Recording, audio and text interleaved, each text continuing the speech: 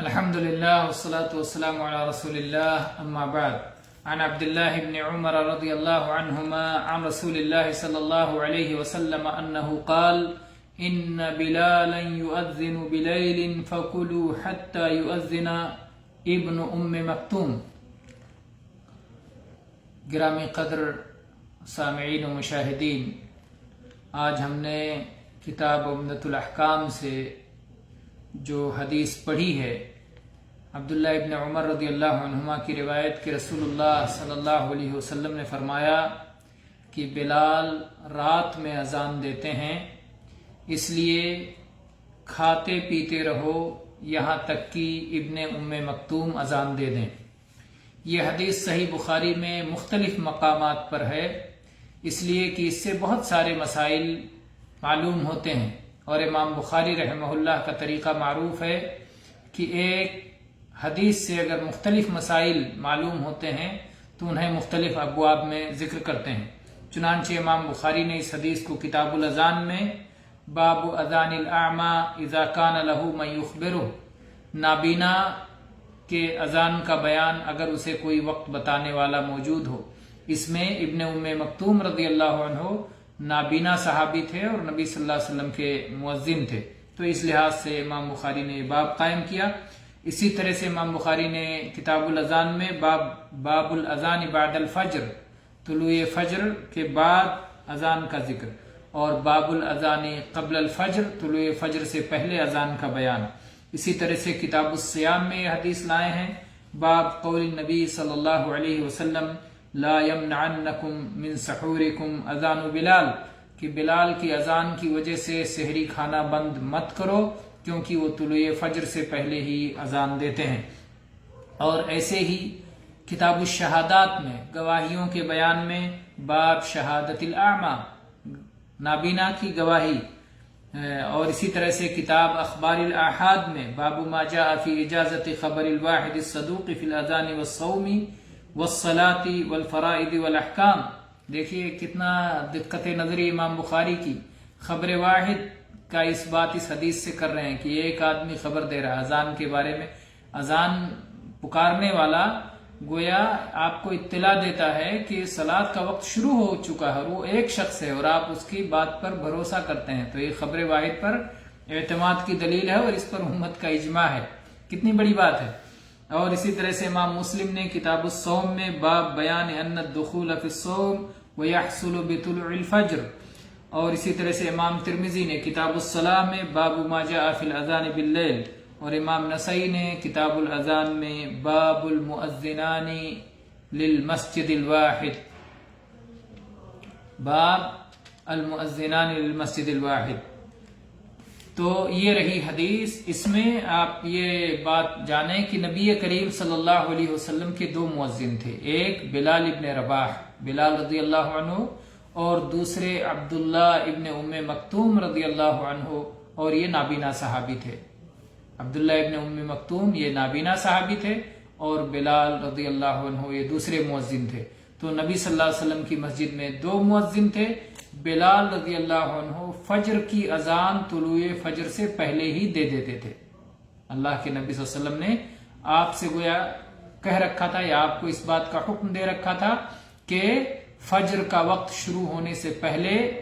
فجر داخل ہونے سے پہلے، طلوع فجر سے پہلے ہی ایک اذان دے دیں، اس لیے کہ فجر کا وقت نیند کا وقت ہے، سونے کا وقت ہے، اور لوگ فجر کی تیاری کے لیے لوگوں کو وقت کی ضرورت ہے، تو اگر وقت سے پہلے اذان دے دی جائے گی تو آدمی اٹھ کر کے اس کی تیاری کر لے گا، اس لیے فجر کا وقت شروع ہونے سے پہلے ہی بلال رضی اللہ عنہ اذان دے دیا کرتے تھے۔ اور نبی صلی اللہ علیہ وسلم نے اسی لیے امت کو بتا دیا کہ بلال رضی اللہ عنہ جو اذان دے رہے ہیں یہ صلاۃ فجر شروع ہونے کی اذان نہیں ہے بلکہ اس سے پہلے کی اذان ہے، یہ اس کی تیاری کے لیے ہے، اس لیے اس اذان کے بعد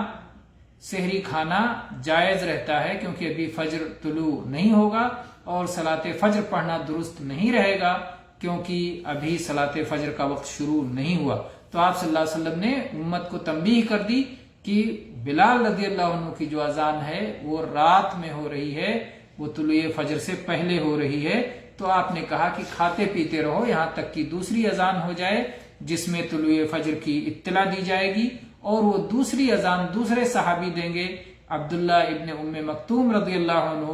جو دوسرے مؤذن تھے نبی صلی اللہ علیہ وسلم کے، اور جو اس وقت تک اذان نہیں دیتے تھے جب تک کہ انہیں بتایا نہ جائے، کیونکہ نابینا تھے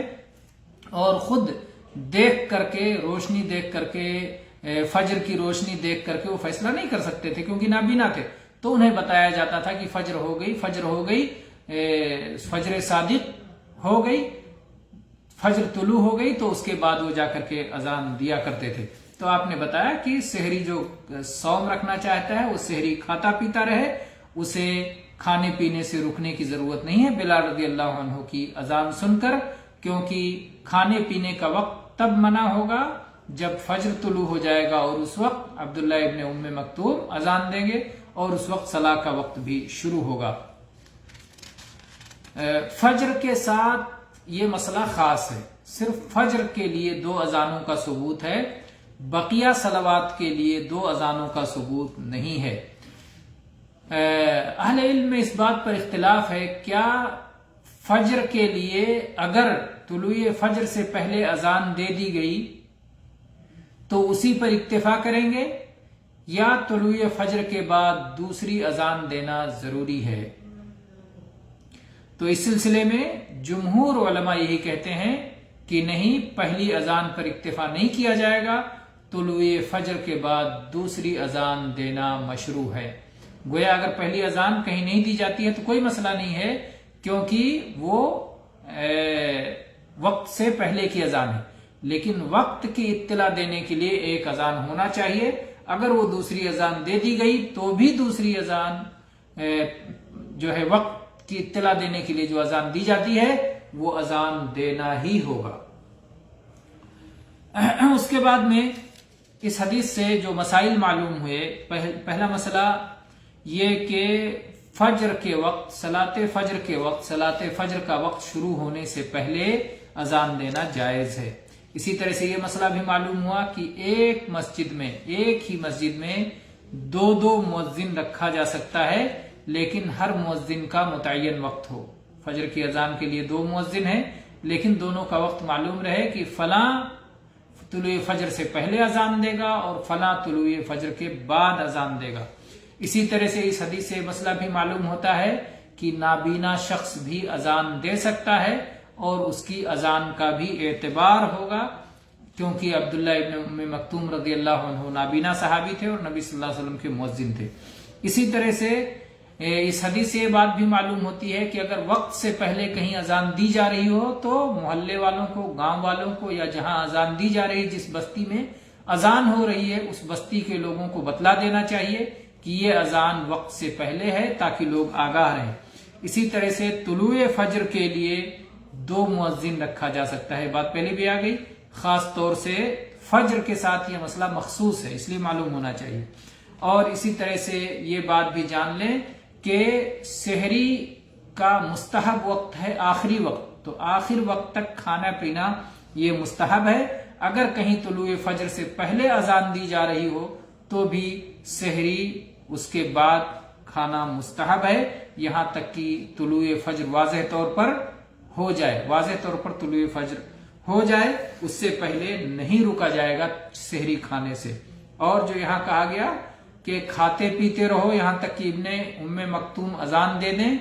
یہ فرض کے لیے نہیں ہے، کلوا واشربوا امر کا صیغہ ہے کہ نہیں ضرور کھانا اس کے بعد، نہیں، یہ مقصد نہیں ہے، یہ جواز کے لیے ہے کہ اس کے بعد بھی کھا پی سکتے ہو، کیونکہ وہ وقت سے پہلے اذان دیتے ہیں۔ اور اسی طرح سے اس حدیث سے یہ بات بھی معلوم ہوتی ہے کہ ایک معتبر شخص کی